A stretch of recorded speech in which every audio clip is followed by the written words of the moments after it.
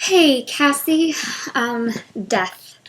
Not an easy subject to cover, not even a little bit, but I really respect you for approaching that subject because it's kind of terrifying when you do happy things on the internet and then all of a sudden you decide to do something serious, and that scares some people, but it's also a very brave thing to do, and I commend you for it. When it comes to my views on death, I know it's supposed to be a sad thing, and yes, I'm not denying that it is. It's something that is very emotional and something that I would never want to deal with, but it's inevitable living your life. You will deal with death. It's a thing that occurs quite often, and it's just something that we need to accept. Death is a very complex thing because while some people believe there's heaven and hell and reincarnation and all that stuff, I will be approaching this from the stance of someone who believes that there is no heaven or hell. There's just life on this earth, and that's all. Most people see this as a very dismal point of view, something that is very depressing and just overall really sad.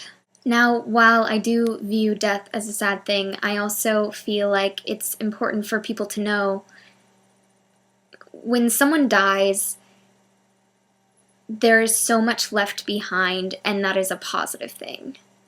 Not that they die, but what's left behind, all those memories, all those experiences, the impact that they have left on the world, on people, on everything, is still very much alive.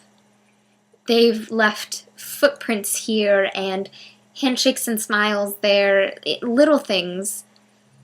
But with every single person that they were close to, they made an impact.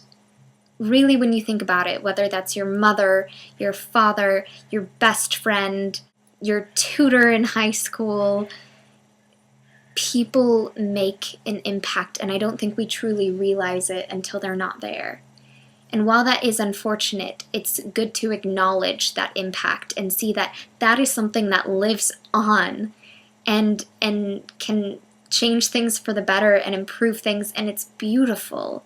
When someone leaves, yes, their physical body is no longer living, and you won't see them animated and talking to you, but you still have all of those memories, you still have all of those experiences, and that's something that you should focus more on.